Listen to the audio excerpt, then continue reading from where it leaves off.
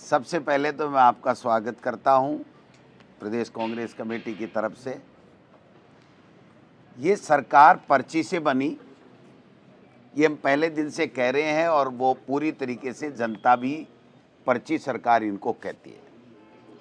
और मैं बार बार कहता हूं कि ये सरकार अपने विवेक से काम नहीं करती है। इनके पास में पर्ची आती है और उस पर्ची को ही ये पढ़ने का काम 2 साल से कर रहे हैं।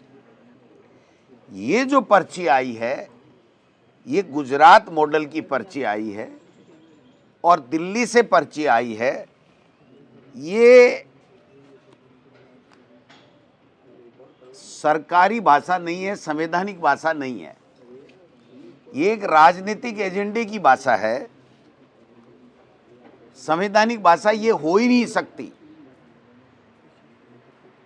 मैं ये कहूं तो ज़्यादा ठीक रहेगा कि सरकारी गुंडागर्दी को वैधानिक अमली जामा पहनाने का एक कुप्रयास है। मैं समझता हूं कि कैसे आप अशांत क्षेत्र तय कर दोगे, कैसे जनसंख्या के बारे में आप तय कर दोगे, कौन से संविधान में ये बात लिखी हुई है। आप केवल शांति नहीं, डर का माहौल पैदा करना चाहते हो। दंगे रोकना नहीं, दंगे भड़काने का काम करना चाहते हो। आप अपनी सरकार की नाकामी को छिपाने के लिए इस तरीके के गुजरात मॉडल को लेकर के आते हो जिसमें भय है, डर है, कहीं भी शांति है नहीं, कहीं संविधान है नहीं। मैं समझता हूं कि आज कहेंगे एरिया डिस्टर्ब है, कल कहेंगे जिला डिस्टर्ब है और परसों पूरा का पूरा लोकतंत्र डिस्टर्ब हो जाएगा। ये इस तरीके का जो प्रयास कर रहे हैं, ये संविधान के खिलाफ है।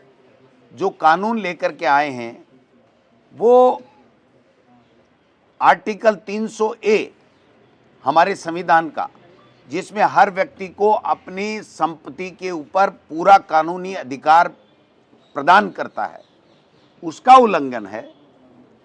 ये समानता का जो अधिकार है आर्टिकल 14 संविधान का, उसका उल्लंघन है। अधिकारियों का बोलबाला हो, लोकतंत्र खत्म हो, सरकारी गुंडागर्दी हो, ये इस तरीके के बिल ला करके ये जो यहाँ पर शांत क्षेत्रों को, शांत राजस्थान को अशांत बनाने की एक षड्यंत्र है। ये षड्यंत्र कभी कामयाब नहीं होगा। आपको पता होगा कि हर कानून के लिए, हर दंगे को रोकने के लिए, शांति व्यवस्था बनाने के लिए आईपीसी में भी प्रावधान है, सीआरपीसी में भी प्रावधान है, आपका पुलिस अधिनियम भी है, दंगा नियंत्रण कानून भी बना हुआ है।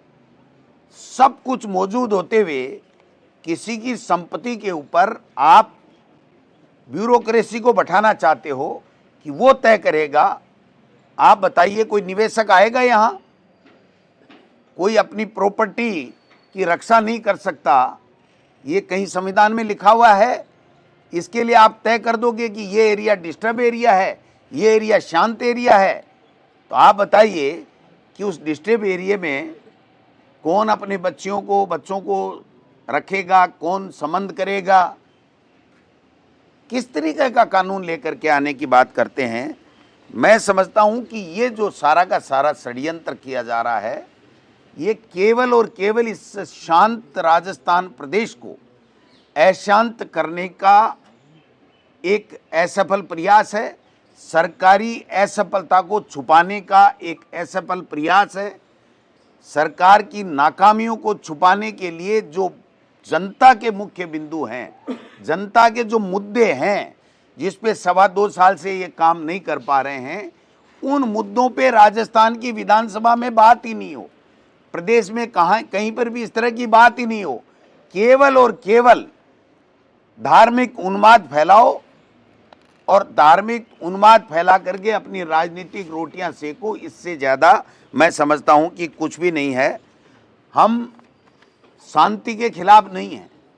कांग्रेस पार्टी हमेशा शांति प्रिय रही है और धर्मनिरपेक्षता उनमें कूट कूट के भरी हुई है, जो हमारे संविधान का मूलभूत जो तत्व है।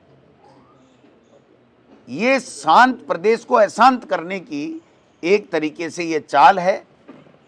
कैसे बाबा जिस तरीके की भाषा का इस्तेमाल करते हैं, जो SIR के अंदर इन्होंने जिस तरीके से नाम काटने का षड्यंत्र कर रहे हैं, ये लोकतंत्र के ऊपर हर बार हमला करते हैं। ये संविधान को इसीलिए चेंज करना चाहते थे कि अपना संविधान अपने हिसाब से ये करें, जिससे इनका एजेंडा जो है वो एजेंडा इनका स्थापित हो और यही राज करें, कभी दूसरे का कोई राज आ ही नहीं सके। आप बताइए कि जिसको आप अशांत क्षेत्र घोषित कर दोगे, डिस्टर्ब एरिया कर दोगे, उसके बाद में कोई निवेशक आएगा, कोई विकास होगा, कोई जमीन के दाम बढ़ेंगे बल्कि गिरेंगे, सामाजिक सौहार्द बढ़ेगा या कमजोर होगा? आप समझ सकते हो।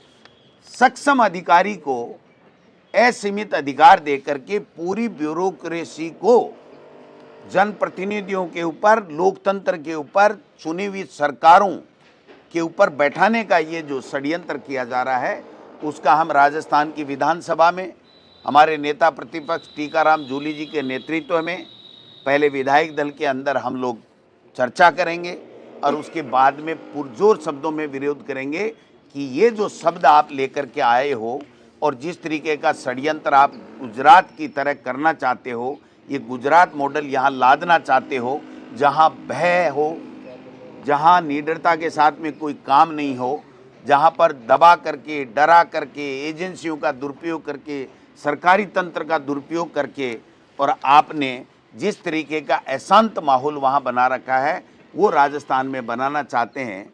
मैं इनको कहना चाहता हूँ, 2.25 तो गए तुम्हारे, और उत्तर भी का मेरी बारी होने वाली है।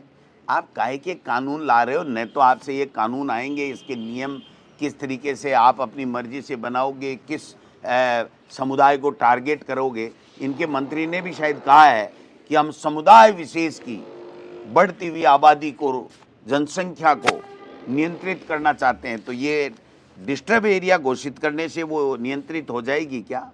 आप में दम है तो जनसंख्या के लिए जो कानून ला सकते हो। आप तो एक तरफ तो भैरू सिंह जी ने 2 बच्चे होने पे ही चुनाव लड़ने की बात कही थी, उसको तो वापस ला रहे हो कानून को कि नहीं।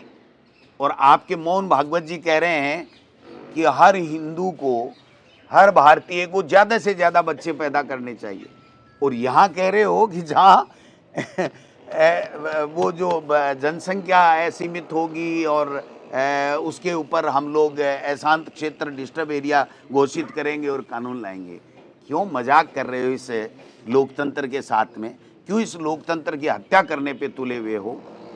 आप केवल और केवल इस राजस्थान की विधानसभा में, राजस्थान के जनता जो परेशान है, स्कूलों में पढ़ाई नहीं हो रही है, बुजुर्गों को पेंशन नहीं मिल रही है, गरीब का हॉस्पिटल में इलाज नहीं हो रहा है, सड़कें टूटी पड़ी हैं, पीने का पानी मिल नहीं रहा है, और अपराध इस कदर बढ़ गए हैं कि कोई भी व्यक्ति अपने आप को सुरक्षित महसूस नहीं कर रहा है।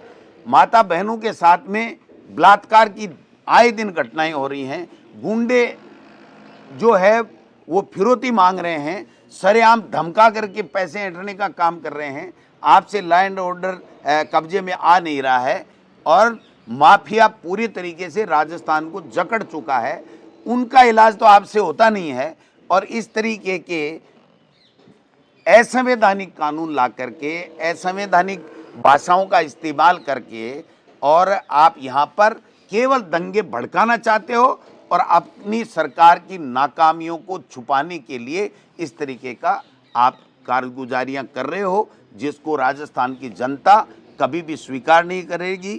सड़क पे भी लड़ेंगे और सदन पे भी लड़ेंगे। कानून व्यवस्था बनाना सरकार की जिम्मेदारी होती है। दावा कर रहे हैं कि कानून व्यवस्था ठीक है।